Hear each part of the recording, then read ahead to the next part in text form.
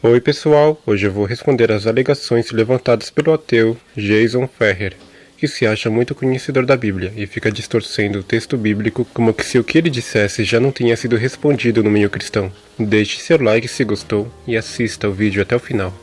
Qualquer ato de desobediência a esse Deus, qualquer tipo de forma que você queira colocar o teu ponto de vista para esse Deus, para o Deus bíblico, você já é banido. Você vê um Deus que prega a extorsão, você fala, Jason, essas afirmações são gravíssimas. Eu digo, pois é, são gravíssimas, mas é o que ocorre, é o que está na Bíblia. Eu não vou falar nada que não esteja na Bíblia. Vocês me conhecem e vocês sabem que eu sou um ateu que uso a Bíblia contra a própria Bíblia. Hebreus 12, 5 até o 7. E já vos esquecestes da exortação que vos admoesta como filhos? Filho meu, não desprezes a correção do Senhor, nem te desanimes quando por ele és repreendido. Pois o Senhor corrige ao que ama e açoita a todo o que recebe por filho. É para a disciplina que sofreis. Deus vos trata como a filhos, pois qual é o filho a quem o pai não corrigia? Portanto, essa imagem que esse ateu está tentando transmitir é mudar o castigo de Deus, que é a disciplina, assim como o pai disciplina o seu filho, para um castigo injusto, e ele nem sequer chama a atenção para o caráter daqueles a quem Deus castiga, que são pessoas rebeldes, imorais, cruéis e iníquas, pessoas que insistem em fazer o mal ao ponto de rejeitarem todas as oportunidades de arrependimento que já foram oferecidas a elas. E esse erro, essa omissão de informação, ele comete durante todo o vídeo. Mas colocou Lúcifer apenas como aquela pessoa que foi enviada por Deus para que ele pudesse então destruir a vida de Jó. E destruir os 10 filhos de Jó. Pronto, foi a única coisa que aconteceu. Satanás nunca fez nada. Todas as coisas, das piores maldições, das piores pestes que existiram, sempre foi Deus que esteve por trás de todas elas, orquestrando e arquitetando, engenhando tudo, pessoal.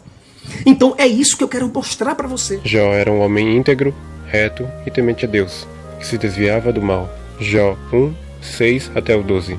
Ora, chegado o dia em que os filhos de Deus vieram apresentar-se perante o Senhor, veio também Satanás entre eles.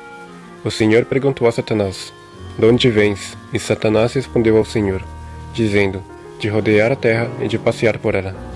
Disse o Senhor a Satanás, notaste porventura o meu servo Jó, que ninguém há na terra semelhante a ele, homem íntegro, reto, que teme a Deus e se desvia do mal? Então respondeu Satanás ao Senhor, e disse, porventura Jó teme a Deus de balde? Mas estende agora a tua mão, e toca-lhe em tudo quanto tem, e ele blasfemará de ti na tua face. Vemos aqui então que a ideia de colocar Deus em contra de Jó era de Satanás. Mas Deus, em vez disso, permitiu o próprio Satanás fazer isso em Jó. Você vê aqui, ó, você tem um Deus poderoso que toma conta de todas as coisas, mas ao mesmo tempo você tem um Deus perverso. Um Deus que envia ciclones, dilúvios, deslizamentos de terra, endemias em todos os lugares, tanto a endemias, epidemias, pandemias. O cara que manda erosão, erupção, tá? Erupção vulcânica. Isso tudo foi Deus também que disse, vai erupção, vai lá, vai acabar com a vida desses humanos. Acaba lá com eles. É isso mesmo que você acredita? É isso mesmo que você quer acreditar? É isso mesmo que você acha que Deus é soberano para isso? Entendeu? Mandar um ciclone tropical, furacão, por exemplo, tufão, um tufão. Ao que disse o Senhor a Satanás, eis que tudo o que ele tem está no teu poder, somente contra ele não estendas a tua mão. E Satanás saiu da presença do Senhor. E daí em diante, Satanás com seu próprio poder começa a tirar tudo que Jó possuía, enviando saqueadores e outros povos para roubarem as suas manadas, fogo do céu para destruir todo o seu rebanho, e uma ventania para derrubar a sua casa com seus filhos. O relato bíblico deixa muito claro que tudo isso foi feito pela vontade e ação exclusiva de Satanás, sem a participação de Deus. É lá em 1 Crônicas, capítulo 20, versículo 3, aí você vai ver, Davi, ele cerrou pessoas ao meio.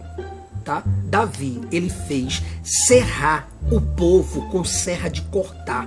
Ele colocou talhadeira de ferro, sabe? Ele matou pessoas com talhadeiras, com serra, com machados, de tanto ódio que ele estava no coração. E assim, Davi fez com todas as cidades dos filhos de Amon. Aí isso está lá escrito lá em 1 Crônicas, em 1 Crônicas, capítulo 20, versículo 3. É para rir para não chorar, isso nem sequer está em Crônicas 20. O contexto fala sobre guerras com os amonitas. 1 Crônicas 20, 2. Tirando Davi a coroa da cabeça do rei deles, achou nela o peso de um talento de ouro, e havia nelas pedras preciosas, e foi posta sobre a cabeça de Davi. E ele levou da cidade muito grande despojo, e também fez sair o povo que estava nela, e o fez trabalhar com serras, com trilhos de ferro, e com machado, e assim fez Davi a todas as cidades dos amonitas. Então voltou Davi com todo o povo para Jerusalém. Aqui não tem nada de Davi, cerrou eles ao meio, mas ele fez com que esse povo trabalhasse para ele, com serras e com outras ferramentas, fazendo deles seus servos. O mesmo diz 2 Samuel 12:31, que relata a mesma história. 2 Samuel 12:31. E trazendo seus habitantes, os pôs a trabalhar com serras, trilhos de ferro, machado de ferro, e em fornos de tijolos, e assim fez a todas as cidades dos amonitas. Depois voltou Davi e todo o povo para Jerusalém. Mais uma vez se vê que ateu não sabe estudar a Bíblia. 3. Vamos ver qual foi a explicação de Norman Geisler a respeito desse assunto. 1 Crônicas, capítulo 20, versículo 3. Ó, ele tá aqui, ó, tá vendo? 1 Crônicas, 1 Crônicas, ó, ele está aqui, deixa me ver, não, peraí, calma, 1 Crônicas, tá? Eu quero te mostrar para você ter uma ideia do que eu tô te falando, tá bom? Olha só, veja que ele está aqui explicando o 1 Crônicas 10, 13 e 14. Percebe aí ou não? Aqui, ó. Depois, ele dá um pulo daqui, ele dá um pulo aqui, ó, para explicar 1 Crônicas 21. Tá vendo? 21, versículo 1. Agora, ele parou para explicar 1 Crônicas 20 e 30? Não, não está aqui. A lógica dele é, se eu não sei, logo a minha interpretação está certa. Está aqui o capítulo 10, aí ele pulou para o 21, pulou para o 22 e acabou a explicação dele. Você entende que teólogos não servem para nada? Nem para explicar a própria Bíblia?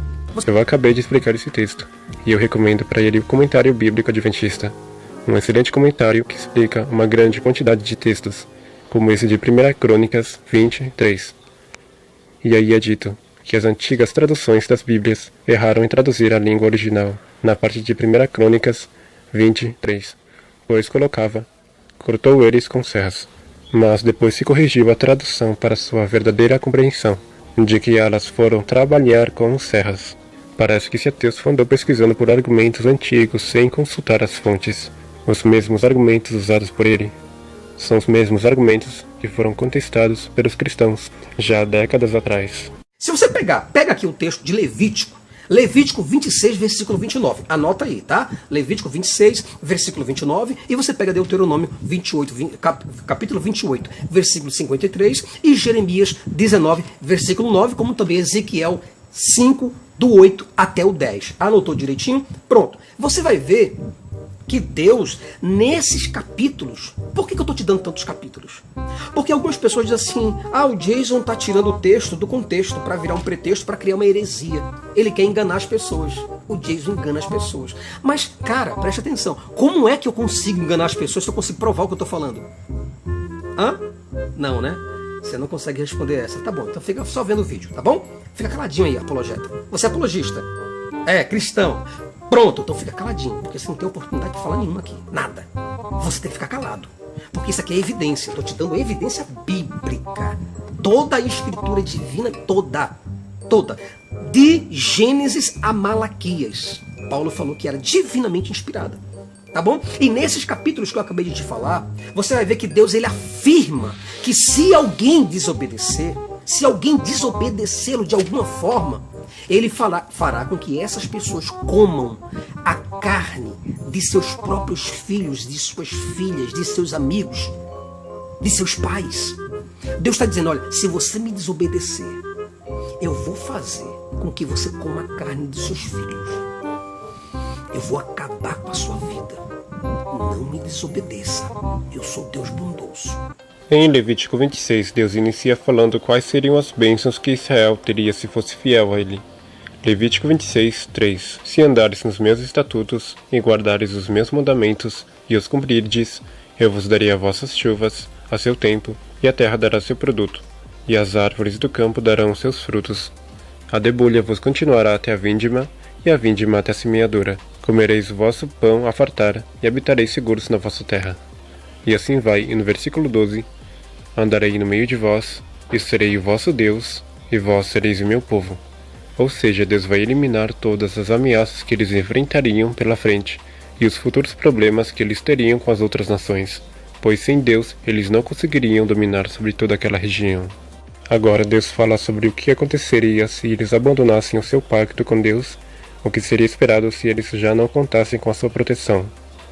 Levítico 26:14. Mas se não me ouvirdes, e não cumprirdes todos esses mandamentos, e se rejeitares os meus estatutos, e a vossa alma desprezar os meus preceitos, de modo que não cumprais todos os meus mandamentos, mas violeis o meu pacto, então eu com efeito vos farei isto: porei sobre vós o terror, a tisica e a febre ardente, que consumirão os olhos e farão definhar a vida. Pois em vão semeareis a vossa semente, pois os vossos inimigos a comerão. Paulo, no livro de Gálatas, explica muito bem como funciona o castigo de Deus. Gálatas 6:7. Não vos enganeis, Deus não se deixa escarnecer, pois tudo que o homem semear, isso também se fará. Porque quem semeia na sua carne, da carne se fará corrupção, mas quem semeia no Espírito, do Espírito se fará a vida eterna. O modo do castigo de Deus é entregar o rebelde à sua própria rebeldia sem possuir a mesma proteção e cuidado que possuía antes, e assim permitindo que o mal tenha mais poder sobre ele pouco a pouco. Continuando. Levítico 26:27. Se nem ainda com isso me ouvires, mas continuardes a andar contrariamente comigo, também eu andarei contrariamente para convosco, com furor, e vos castigarei 7 vezes mais, por causa dos vossos pecados. E comereis a carne de vossos filhos, e a carne de vossas filhas. Isso de comer a carne ocorreu em 2 Reis 6, quando Israel estava em estado de rebeldia tão grande e rejeitando continuamente vários profetas enviados por Deus para o arrependimento, como por exemplo o profeta Eliseu, que eles acabaram sendo cercados pela Síria, que os deixou sem nada para se alimentar. Nesse momento eles não possuíam a proteção de Deus, pois eles o haviam rejeitado. E o mesmo fala Deuteronômio 28, que é um livro onde ocorre a repetição das leis de Deus, das bênçãos e maldições que ocorreriam dependendo do estado espiritual do povo. Deuteronômio 28, 52 até 53. E te sitiará em todas as tuas portas, até que em tua terra venham a cair os teus altos e fortes muros em que confias. Sim, te sitiará em todas as tuas portas, em toda a tua terra que o Senhor teu Deus te deu, e no cerco e no aperto em que os teus inimigos te apertarão, comerás o fruto do teu ventre e a carne dos teus filhos, e de tuas filhas que o Senhor teu Deus te houver dado. A interpretação de Levítico e Deuteronômio é a mesma em Jeremias, e o povo abandona Deus, Deus retira a sua proteção do povo e entrega eles a seu próprio destino, e vêm as outras nações mais poderosas e dominam sobre eles. Deus está dizendo, olha, se você me desobedecer, eu vou fazer com que você coma a carne dos seus filhos. Eu vou acabar com a sua vida. Não me desobedeça. Eu sou Deus bondoso. E isso nunca aconteceu quando o povo era fiel a Deus.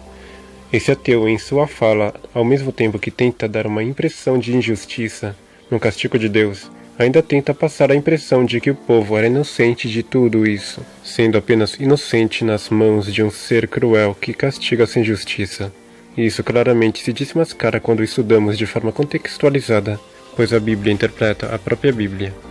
E novamente Ezequiel 5, que diz exatamente o mesmo e apresenta os mesmos motivos e o mesmo cenário.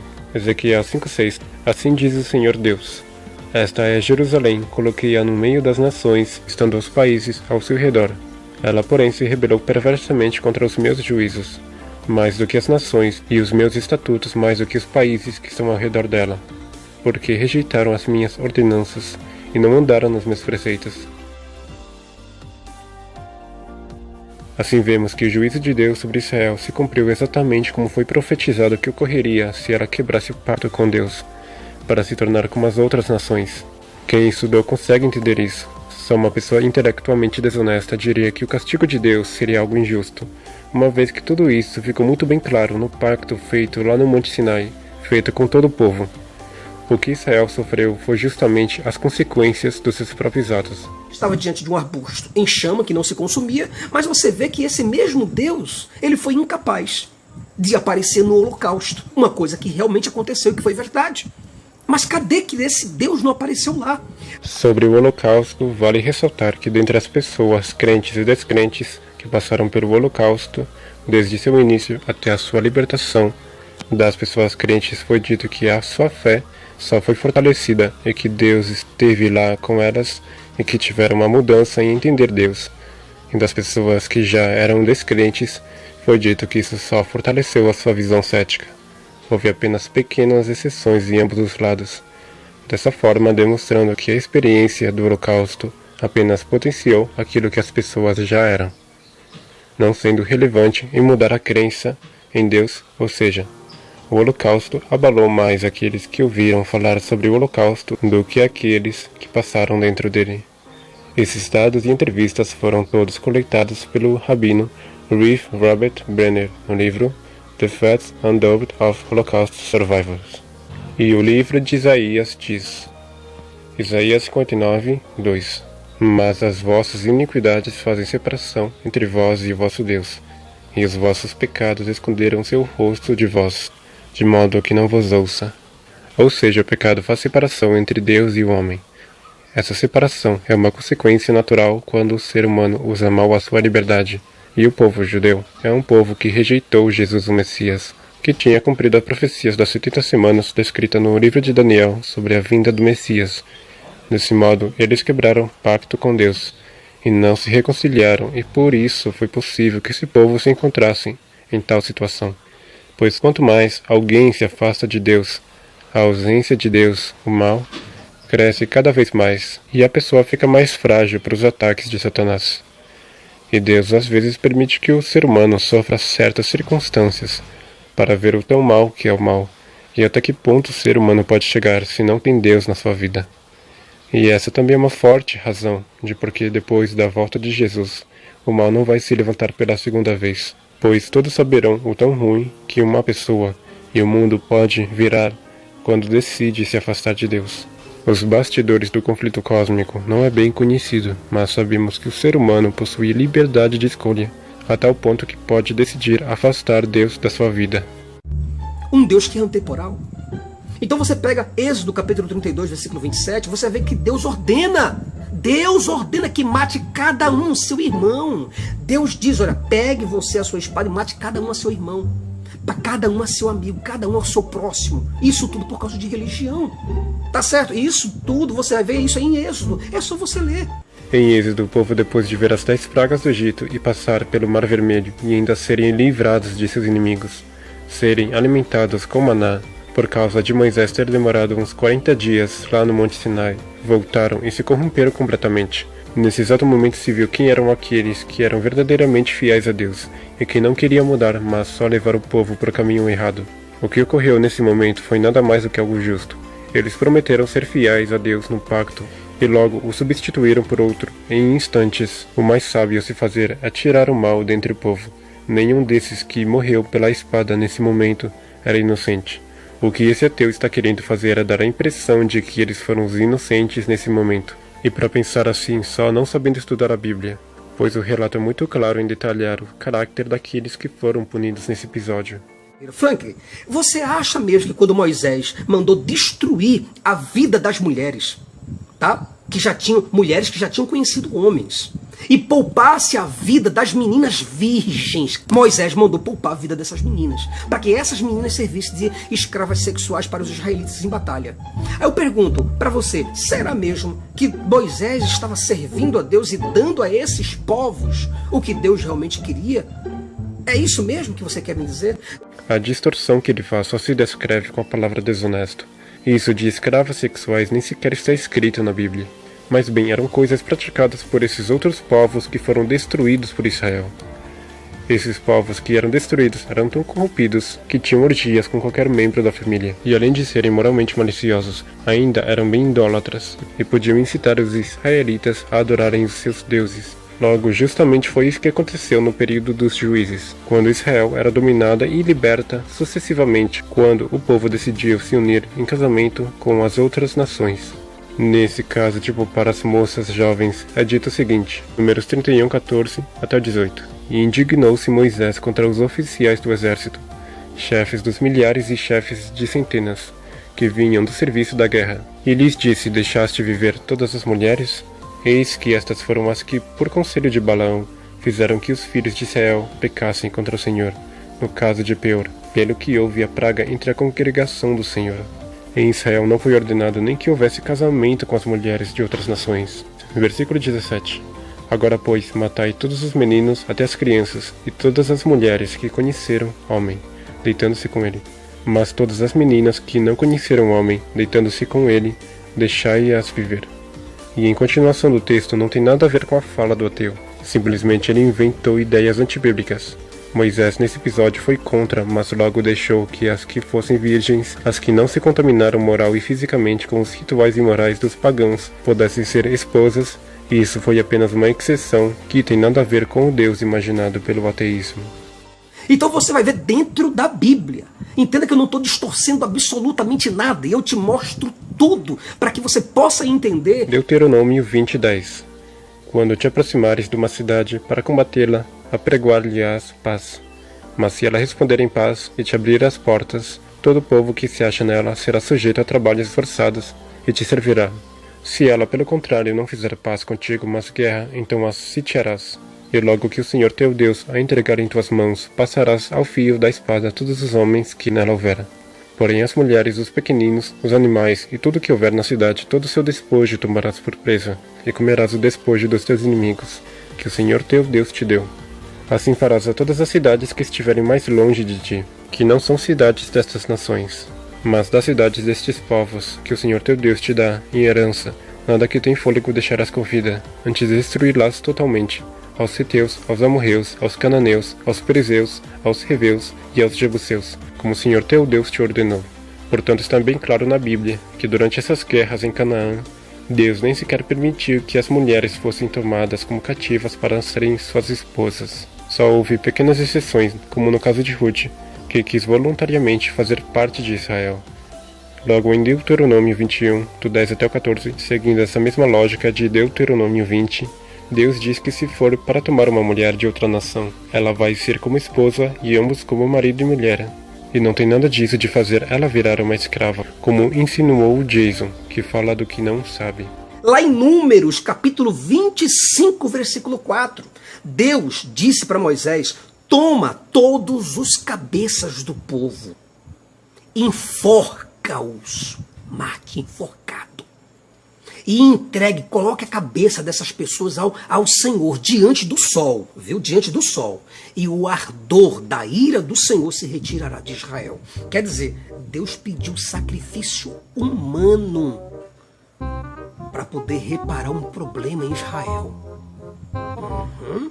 Os principais da tribo foram punidos, pois eram os culpados, pois sua autoridade sobre o povo e sua participação nessa idolatria o faziam os principais responsáveis de todo esse mal, que foi um mal gravíssimo. Eles deixaram que as mulheres de Moabé tivessem acesso a Israel, que logo incentivaram a adorar a outros deuses, e assim quebraram o pacto com Deus, algo semelhante ao que aconteceu no Monte Sinai. E isso afetou a milhares do povo de Israel. E a parte onde fala que deveria ser enforcado perante o Senhor deve ser bem entendida perante o tabernáculo do Senhor, a quem eles abandonaram, e a luz do sol, querendo dizer em pleno dia, publicamente, para uma advertência para todos os que faziam parte do arraial, para que abandonassem imediatamente a idolatria. Aí você diz: Jason, você tem que entender, você tem que estudar o contexto. Olha, meu amigo, eu estou falando de Números, né? Números capítulo 25, versículo 24. E eu pego um dos melhores livros para poder pegar o comentário. Tá? Nesse capítulo não tem nada de sacrifício humano, como faziam os povos antigos. No texto não se vê nada disso. O problema dele é querer encontrar, desesperadamente, um erro em cada punição. Você vai ver que Deus é perverso demais. Lá em Deuteronômio, você pega Deuteronômio capítulo 2, versículo 33 e 34, você vai ver que Deus mandou que os israelitas, eles destruíssem completamente os homens, mulheres e crianças de Sion. Tá? E você diz: mas Deus mandou fazer isso, Jesus. Exatamente, meu amigo. Deus mandou matar todos, crianças também, velhos, tudo o que tivesse pela frente. Ai, Jesus, mas essas pessoas eram muito pecadoras. Eram muito pecadoras, Jason. Tinha que matar, meu irmão. Mata. Eu sou de acordo com Deus. Se você é de acordo com isso, você é um maníaco, você é um psicopata, você é um sociopata, você é um doente mental. Você não responde por você precisa de um tratamento. Por isso que se diz que a ignorância é atrevida. Com a falta de conhecimento, fica inventando ideias que vão além da realidade. Parece que esse ateu acha coisa leve o que os pagãos faziam. Levítico 18 já diz tudo. Eles incentivavam e praticavam orgias e rituais idólatras dos mais terríveis com toda a família sem se importar com a idade e o parentesco, nem se eram do mesmo sexo, nem se fosse considerado um adultério. Eles incluíam animais nessa depravação e quando quisessem sacrificavam seus filhos. Ou seja, a família não era de muita importância para eles, e ainda faziam bruxarias e feitiçarias consultando médiuns. Em uma sociedade dessas, se a família é tratada assim, o que dizer dos direitos pessoais ou das leis, ou quando eles iam para a guerra? Mas parece que esse ateu acha isso tudo coisa leve e prefere achar que Deus foi injusto com todos eles.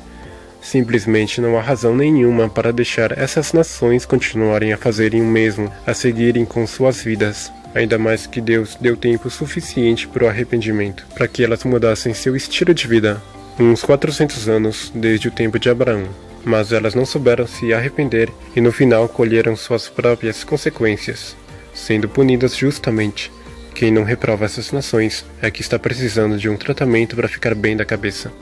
Amigo, você deveria tomar vergonha na sua cara se você tem uma Bíblia que te manda matar, aterrorizar, guerrear, fazer violência, estuprar, matar pessoas. Você tem a mesma coisa, você está reclamando de grupos como o ETA, né? o IRA, a FARC, por exemplo. Você está reclamando desses grupos, por favor, tome vergonha na cara. Tá certo? O Estado Islâmico, o Talibã, por exemplo, está apenas seguindo o que está escrito na Bíblia. Negativo, o islamismo segue o Alcorão e não a Bíblia. Caso contrário, eles também seriam cristãos. E se você pega, por exemplo, Isaías agora, 14, versículo 21 e 22, você vai ver que Deus diz assim, ó, preparai a matança para os filhos por causa da maldade de seus pais. Ora, como que pode um Deus que manda matar os filhos por causa do erro dos seus próprios pais? Isso é justiça, pessoal? Me diga aí você, coloque nos comentários, isso é justiça? Isso é texto fora de contexto. Ezequiel 18:4 diz: Eis que todas as almas são minhas, como é a alma do pai, assim também a alma do filho é minha. A alma que pecar, essa morrerá. A alma que pecar, essa morrerá. O filho não levará a iniquidade do pai, e nem o pai levará a iniquidade do filho. A justiça do justo ficará sobre ele, e a impiedade do ímpio cairá sobre ele. Ezequiel 18:4 e 20 deixa um assunto muito claro. Deus pune quem é culpado, e não pune se tal pessoa não tiver a culpa. Isaías está se referindo aos filhos do rei da Babilônia, um reino cruel. Proferirás esta parábola contra o rei de Babilônia, e dirás: como cessou o opressor, como cessou a tirania. Não estamos falando de gente bondosa nesse capítulo. E logo continua: com eles não te reunirás na sepultura, porque destruístes a tua terra, e matastes o teu povo. Que a descendência dos malignos não seja nomeada para sempre. Preparai a matança para os filhos por causa da maldade de seus pais, para que não se levantem e possuam a terra, e encham o mundo de cidades. Aqui fala do mesmo caráter cruel que os pais transmitiram para os filhos, e os mesmos passos que os filhos seguiram dos pais para destruir as outras nações. Essa não é uma punição que não leva em conta o pecado dos filhos, mas sim uma punição para os filhos do rei pelo próprio estilo de vida ruim que eles já possuem por imitarem seus pais. Então, se você que é apologista aí, cara, se você não consegue levantar as tuas mãos para o céu, levantar tuas mãos para cima e orar, pedir fogo do céu, certo? Se você não anda sobre as águas, não faz nenhuma dessas coisas acontecerem, você pode ser tudo nessa vida, cara, menos filho de Deus. Ser crente de palavras, ser crente de papel é fácil, rapaz. Tá? Em 1 Coríntios é dito que é Deus que distribui os dons conforme ele acha conveniente, dependendo do tempo, do lugar e da pessoa. 1 Coríntios 12:8. Porque a um, pelo Espírito, é dada a palavra de sabedoria, a outro pelo mesmo Espírito, a palavra da ciência, a outro pelo mesmo Espírito, a fé, a outro pelo mesmo Espírito, os dons de curar, a outro a operação de milagres, a outro a profecia, a outro o dom de discernir espíritos, a outro a variedade de línguas, e a outro a interpretação de línguas. Mas um só e o mesmo Espírito opera todas estas coisas, distribuindo particularmente a cada um como quer. Os dons são para que se cumpram os planos e propósitos de Deus, que divide os dons conforme ele acha necessário. Não é o ser humano que escolhe os seus dons, mas sim o próprio Deus. São essas coisas que são ensinadas aí na escola bíblica dominical. Tá? São ensinadas nos cultos de doutrina, são ensinadas nas creches, nas escolas. É isso que é ensinado para as pessoas. Então você que é apologista, eu vou te dizer o seguinte, cara, não procure me refutar não. Não procure refutar os ateus com palavras e palavras soltas no ar, mas refute com provas, com ações que não deixam a menor dúvida de que essas escrituras aqui são verdadeiras. E esse ateu prega para os ateus as mesmas mentiras que ele ouve de outros ateus. Por isso que eu digo que não existe ateu que saiba estudar a Bíblia.